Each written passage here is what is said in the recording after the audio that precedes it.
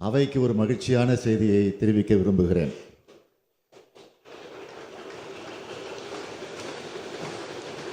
சற்று முன்பு வரலாற்று சிறப்புமிக்க தீர்ப்பை நமது தமிழ்நாடு அரசு பெற்றுள்ளது.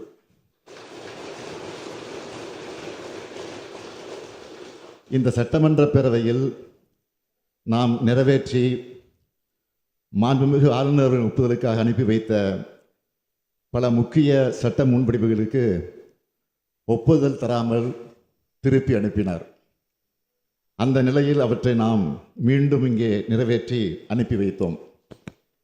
2வது முறை சட்டமன்ற பேரவை நிறைவேற்றிய சட்ட முன்வடிவுகளுக்கு மாண்புமிகு ஆளுநர் அவர்கள் ஒப்புதல் அளித்தே ஆக வேண்டும் என்று அரசியல் சட்டம் வரையறுத்திருந்த போதிலும் இவற்றுக்கு ஒப்புதல் அளிக்காமல் ஆளுநர் அவர்கள் காலம் தாழ்த்தி வந்ததோடு அதற்கு தனக்கு அதிகாரம் இருப்பதாகவும் தெரிவித்து வந்தார். இதனை எதிர்த்து தமிழ்நாடு அரசு மாண்புமிகு உச்சநீதிமன்றத்தில் வழக்கு தொடுத்ததில் தமிழ்நாடு அரசின் வாதத்தில் இருந்த நியாயத்தை ஏற்று மாண்புமிகு ஆளுநர் அவர்கள் நிறுத்தி வைத்திருந்தது சட்டவிரோதமானது என்றும்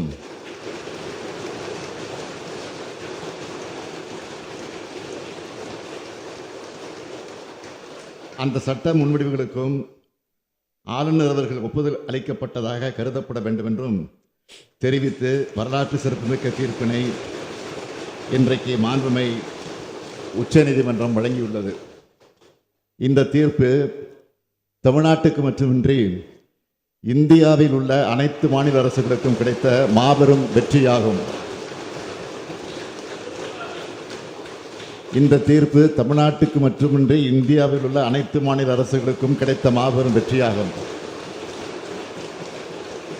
திராவிட முன்னேற்ற கழகத்தின் உயிர் கொள்கையான மாநில சுயாட்சி, மத்திய கூட்டாட்சி தத்துவம் ஆகியவற்றை நிலைநாட்டிட தமிழ்நாடு போராடியது. தமிழ்நாடு போராடும், தமிழ்நாடு வெல்லும்.